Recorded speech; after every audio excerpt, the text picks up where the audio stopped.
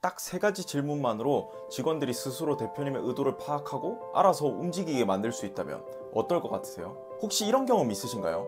분명 직원에게 A라고 말했는데 결과는 C로 가지고 오는 거예요. 도대체 어디서부터 알려줘야 되는지 매일 똑같은 소리 해야 되고 뭐 이건 내보낼 수도 없고 참 답답하다 싶은 그런 상황 말입니다. 이때 대부분 대표님들은 어떻게든 팀을 장악하려고 더 강하게 지시하고 더 촘촘하게 감시합니다. 팀을 장악하는 비밀은 지시나 통제가 아닙니다. 오늘은 최고의 성과를 내는 일 잘하는 리더들이 팀을 완벽하게 장악하기 위해서 매일 사용하는 그 강력한 비밀 질문 3가지를 말씀드리려고 합니다. 평생 써먹을 수 있는 팀원들을 이끄는 강력한 꼼수를 얻게 되실 겁니다.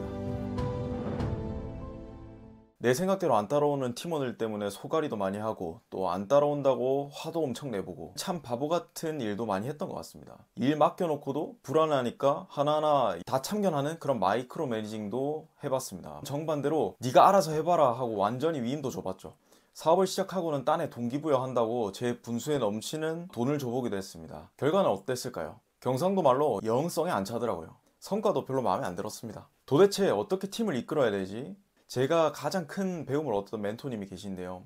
그분과 인연도 벌써 7년이 넘어가는 것 같은데 처음 해외 건축 PM 일을 할 수 있게 기회 주시고 또 공모전에서도 결과를 낼 수 있도록 계속 이끌어줬던 분이세요. 이분께 배운 독특한 매니징 스킬이 있습니다. 이분 특징이 항상 우리 팀원들에게 답을 말씀을 안 해주세요. 대신에 끊임없이 질문을 던지셨어요. 어떻게 생각하냐? 사람들이 이 제품 서비스 왜 좋아할까? 누가 이 제품을 가장 필요로 하겠냐? 사람들이 원하는 결과가 뭘까? 그렇게 질문을 던지시고는 또 초롱초롱한 눈을 뜨고 호기심 어린 표정으로 막 제 답변을 기다리세요. 그럼 제 입장에서는 그냥 일 시켰으면 좋겠는데 막 질문을 이렇게 하시니까 좀 어색하더라고요, 처음에는. 근데 질문 받고 나면 막 생각하게 돼요. 누가 고객이지? 그래, 우리 제품이 고객한테 만들어주는 결과? 그게 뭘까? 그렇게 고민 끝에 답을 내놓으면 또 질문하세요. 왜 그렇게 생각해? 이런 경우에는 어떻게 생각해? 근거가 뭐야? 막 미팅 때마다 계속 같은 걸 물어보시고 듣다 보면 저는 막 짜증도 나더라고요. 그런데 재밌는 건 항상 중요한 프레젠테이션을 할 때가 되면 그 자리에서 나오는 질문에 대해서는 완벽하게 정리된 생각을 제가 말하고 있었다는 거예요. 당시에 그렇게 따낸 프로젝트에 목숨 걸고 했었거든요. 제 프로젝트라고 생각했고 제 기획이라고 생각했었어요. 근데 시간이 조금 더 지나고 깨달았던 게 있어요. 와, 이 멘토님 진짜 고수였다. 목숨 걸고 했던 그 프로젝트 실적이 사실은 회사 거더라고요. 그리고 다 멘토님 기획 의도 안에서 프로젝트가 진행됐더라고요. 물론 제 커리어로 남기도 했지만요. 너무 감사하고 또 많은 배움이 있었지만 지금 생각하면 그 대표님의 질문들 때문에 목숨 걸고 제 일처럼 했던 거더라고요. 가장 크게 깨달았던 건 이거였어요. 팀을 장악하는 비밀은 지시가 아니라 질문이구나. 대표님이 그렇게 호기심을 가지고 질문을 던지지 않으셨다면 내 거라고 생각했을까? 그리고 그런 질문들이 아니었다면 본질적으로 성과가 나는 프로젝트를 만들 수 있었을까? 그리고 그 수백 가지 질문의 핵심이 딱 3가지로 정리된다는 것도 알게 됐습니다. 지금부터가 핵심입니다. 이 질문 3가지만 제대로 이해하셔도 직원들 몰입도 성과가 드라마틱하게 올라가실 거예요. 이 그림을 볼까요? 누구에게 무엇을 통해서 어떤 결과를 내줄 것이냐. 이 3가지 질문이 심플하게 들리시죠? 그런데 매일 중소기업 대표님들을 뵈면서 느끼는 게 있습니다. 진짜 매니징 잘 하시는 대표님들은 이 3가지 질문을 회사 경영의 코어로 삼는다는 거예요. 저는 이 3가지 질문을 미션이라고 부릅니다. 이 미션이 명확하게 공유되면 조직 전체에 일관성이 생깁니다. 마치 군인들이 전투에 임할 때 그 미션을 잊지 않는 것처럼 대표님이 없어도 팀원들이 스스로 대표님처럼 생각하고 판단하게 되고 심지어 직원들이 자신은 알지도 못한 채로 장악되게 되는 거예요. 진짜 리더십인 거죠. 어떻게 조직을 장악하고 회사 실적을 이끌어내는 시스템이 되는지 그 핵심을 바로 알려드리겠습니다. 먼저 대표님들이 빠지는 치명적인 함정부터 좀 짚어보겠습니다. 질문 한 가지 드려볼게요. 대표님께 어떤 사업 하세요? 제가 이렇게 물었다고 생각해 볼게요. 그럼 어떻게 답변하시겠습니까? 대부분 대표님들은 우리 사업은 뭐뭐 팝니다. 의료기기 납품해요. 식당 합니다. 어떤 서비스 제공합니다 라고 얘기하세요. 바로 우리 기업을 무엇을 제공하는지로 설명하는 건데요. 좀 잘하시는 분들은 차별점도 같이 이야기하세요. 우리 제품 특징이 이런 거예요. 다른 회사에 비해 이런 것들이 달라요. 거의 10분 중에 9분은 이렇게 설명하시곤 하세요. 그런데 언뜻 당연해 보이는 이 사고방식이 왜 가장 큰 문제인지 제 멘토님의 가르침 덕분에 좀 깨닫게 된 게 있습니다. 제가 항상 어떤 기획안을 가지고 가면 멘토님은 이렇게 물었었어요. 이 기획이 다른 PM들 제안이랑 뭐가 달라? 툭 하고 질문하고 또 쳐다보세요. 그러면 저는 살짝 당황했지만 당황하지 않은 척 하면서 말합니다. 이 기획은 뭐 이러이러한 부분도 다르고요. 이런 해결책도 있고요. 이 공간에 이런 기능도 있어요. 그럼 뭐 이런 표정 지으면서 좀 더 생각해보자 이러고 마셨어요. 그럼 저는 어떨까요? 마감일은 다가오고 미치는 겁니다. 이게 무슨 소리시지? 또 가서 막 책 뒤지고 혼자 고민하고 하는 거예요. 그 의미를 몇 년 지나고 알았는데요. 우리가 뭘 만드는지 뭘 제공하는지는 팀의 성과로 봤을 때는 별로 중요하지 않다는 거예요. 이게 무슨 말이냐 싶죠. 간단한 사례로 말씀드릴게요. 필름 만드는 코닥이라는 기업 아시죠? 코닥이 생각했던 자신들의 미션이 뭐였을까요? 최고의 필름을 만드는 거라고 믿었어요. 하지만 시대가 바뀌어서 디지털 카메라가 나왔을 때 어떻게 됐을까요? 필름이라는 낡은 수단에 집착한 코닥은 결국 파산까지 가버렸습니다. 필름이라는 이 수단에 집착한 거죠. 무엇을 제공하는지에 집중한 겁니다. 하지만 코닥의 본질, 필름이라는 수단의 본질은 뭐였을까요? 소중한 순간을 영원히 기억하는 거예요 라고 볼 수 있습니다. 말 그대로 메모리 사업인 거죠. 코닥이 자신들의 미션을 무엇을이 아니라 수단이 가져다 줄 결과로 규정했다면 어땠을까요? 아마 시대 흐름에 맞춰서 물 흐르듯이 변화해 나갈 수 있었겠죠. 아니, 우리 제품은 정말 좋은데? 이게 우리 핵심 역량인데? 라고 생각하는 분들도 계실 겁니다. 하지만 아무리 좋은 제품이든 기술이든 서비스든 그건 어떤 결과를 만들기 위한 수단일 뿐입니다. 만약 수단으로 우리 회사를 설명하잖아요? 그럼 어떻게 될까요? 고객은 바로 비교합니다. 아, 너 음식 팔아? 그럼 더 싼 음식 없어? 더 맛있는 음식 없어? 바로 가격 경쟁이나 비교 프레임 안에 들어가게 되는 거예요. 우리는 차별화된 기술이 있어 라고 싶을 수도 있겠죠. 하지만 좋은 기술, 좋은 제품이 있다고 고객이 더 가치를 느낄까요? 또 그것도 아닙니다. 항상 비교 프레임 안에 들어가 있습니다. 그리고 고객들은 그 이용한 목적이 달성되면 가차없이 다른 브랜드나 제품으로 갈아탑니다. 냉정한 거죠. 그럼 어떻게 해야 될까요?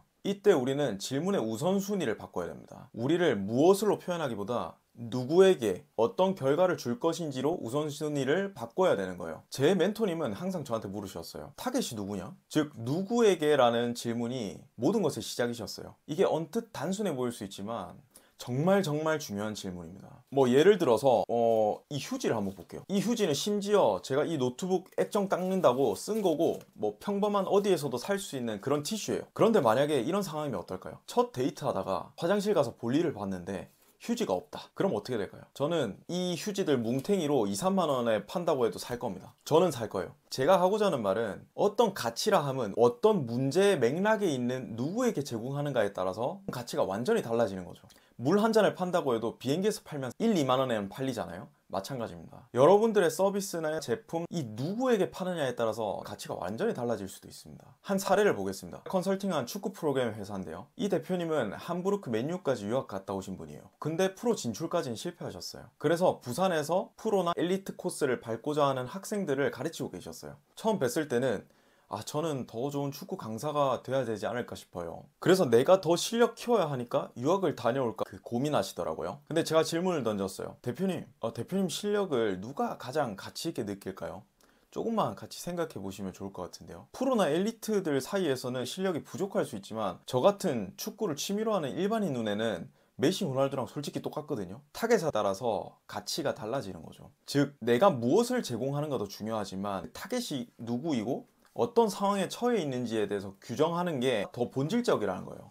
저희는 이 축구 프로그램을 기획하면서 일반인 아마추어 타겟들을 인터뷰하기 시작했어요. 그 고객들이 어떤 상황에 처해 있을까? 조기회를 가도 실력이 안 느니까 불만족스럽고, 또 용병 축구를 가도 내 팀이 아니니까 지속 가능하기는 어렵고, 또 그렇다고 축구 강좌를 듣자니까 또 그것까지는 아닌 것 같고, 다 불만인 거예요. 그래서 이런 고객들의 문제를 수집한 다음에는 또 물었어요. 그럼 이 일반인 아마추어들에게 어떤 결과를 내줘야 가장 행복해할까? 그렇게 만들어진 프로젝트 이름이 광안동 손흥민 만들기 프로젝트였어요. 우리가 내세운 캐치프라이스가 일반인이라도 축구 선수 생활을 시작할 수 있다였어요. 내가 일반인 아마추어지만 나도 내 팀 가지고 내 포지션에 맞게 축구 선수에 걸맞은 취미 생활을 할 수 있게 된다는 거였죠. 이렇게 누구에게 어떤 결과를 내줘야 될지가 명확해지니까 무엇을 해야 될지는 상식적으로 풀리더라고요. 이제는 단순히 축구 기술을 가르치는 프로그램이 아니었어요. 일반인 아마추어 선수지만 선수로서 감정을 느끼고 싶다면 어떻게 해줘야 될까? 라는 고민들을 하게 된 거죠. 하게 된 서비스는 이런 거였어요. 유튜브 경기 하이라이트 영상을 올려주고, 또 코치님이 직접 피드백하는 영상을 개인 카톡으로 금요일에 보내주고, 또 주말에 경기장에 오면 나만의 팀이 있고 팀 내에 내 포지션도 명확하고 또 내 포지션에 맞는 훈련도 받는 거예요. 그리고 닉네임도 지어줬습니다. 제 닉네임은 광안동 수아레즈였습니다. 일반인이지만 주말 리그도 뛰고 진짜 축구 선수 생활을 시작하게 되는 겁니다. 이 미션을 랜딩 페이지로 정리해서 유튜브 채널에 올렸더니 첫 달에만 100명에 가까운 고객이 모여들게 됐어요. 한 명당 한 15만원 정도 받았으니까 순이익이 꽤 괜찮았죠. 고객 입장에서는 똑같은 축구 강의해 주시는 분은 많지만 내가 진짜 축구 선수 생활을 시작할 수 있게 나한테 딱 맞는 그런 상품을 만들어 준 곳은 없으니까 비교 자체를 애초에 안 합니다. 이 사례가 바로 누구 팀원들에게 어떤 결과를 내줄 것인지를 먼저 정의하는 것의 중요성을 보여줍니다. 좀 더 실질적으로 따져볼게요. 이 질문의 우선순위 차이가 얼마를 아꼈을까요? 시간으로 보면 만약 이 대표님이 유학 가셨다면 시간 1년에 생활비에 그렇게 양질의 커리큘럼을 만들었다고 쳐요. 출시해서 잘 팔린다는 보장도 없고 고객은 무조건 비교하게 되고 그 비교 프레임을 깨지는 못하는 거예요. 더 극단적인 사례들도 있습니다. 제 자문사 중에는 세계 최초, 모방 불가능 이런 기술력이 붙은 기술업체도 있어요. 하지만 아무리 좋은 기술력을 가진 제품이 있다고 해서 그게 결국 매출 성과로 따라오는 건 아니라는 거였어요. 당연히 제품 서비스 중요합니다. 당연히 중요합니다. 하지만 그것에 앞서서 이걸 가치 있게 느낄 누가 타겟인지, 그리고 그 타겟에게 어떤 결과값에 대한 그림을 그려줄지가 본질이고 그 해결책은 수단일 뿐이라는 거예요. 축구 프로그램도 강인은 축구 선수의 감정을 느끼게 하는 하나의 수단일 뿐 그 자체가 차별화 포인트는 아니라는 거예요. 차별화는 우리가 제공하는 무엇에서 오는 게 아니라 누구에게 어떤 결과를 내줄지에 따라서 여기에서 옵니다. 이런 사례가 너무 많은데 앞으로도 영상을 통해서 계속 공유를 드릴게요. 그리고 이런 질문들을 우리 팀원들과 같이 해야 됩니다. 질문을 던진다는 거는 팀원들의 머릿속에 지식의 공백을 만들어줍니다. 지식의 공백을 느끼면 어떻게 될까요? 사람은 무의식적으로 그걸 풀려고 하게 됩니다. 이 문제가 풀리지 않으면 숙제처럼 남아서 계속 내 머릿속에서 맴돌아요. 그래서 무의식적으로 이 풀리지 않은 숙제를 풀려고 그 해결책의 상황들을 사람은 찾게 됩니다. 그래서 질문을 던졌을 때 팀원들은 자기도 모른 채 무의식적으로 이 해결책들에 고민하게 되고 미션에 몰입하게 되는 거예요. 대표님 머릿속에 아무리 이 뚜렷한 미션이 있다고 해도 그거를 절대로 먼저 얘기하지 마세요. 팀원들에게 질문하고 그 지식의 공백을 만들어 주세요. 그리고 그 지식의 공백을 그들 스스로 찾아낸 것처럼 느끼게 만들어 주셔야 되는 겁니다. 첫 번째, 고객은 누구인가? 그 고객이 경험할 궁극적 결과는 무언가? 세 번째는 무엇을 통해서 그 목적을 달성할 것인가? 이 세 가지 질문을 매일 아침마다 문자 그대로 직원들한테 물어보라는 뜻은 아닙니다. 그보다 훨씬 강력한 의미를 가집니다. 이 세 가지 질문을 대표님과 팀원들 머릿속에 매일매일 살아 숨쉬는 판단 기준이자 조직의 헌법으로 삼으라는 이야기입니다. 처음에 여러분들이 이 영상 보시면서 팀원들 때문에 답답했던 이유가 뭔가요? 바로 이 세 가지 질문, 강력한 미션 시스템이 공유가 되지 않았기 때문입니다. 심플하게 내일부터 해보세요. 오늘 알려드린 세 가지 질문 중 단 하나라도 내일 회의 때 진지하게 한번 던져보세요. 여러분들은 지시나 감시를 하지 않아도 시스템으로 팀을 장악하는 진짜 키를 쥐게 되시는 겁니다. 우리가 이 제품을 누구한테 줘야지 가장 가치 있게 느낄까? 그리고 고객들한테 이 제품을 통해서 그려줘야 될 가장 이상적 결과값은 뭘까를 질문을 던져보시면 변화는 시작될 겁니다.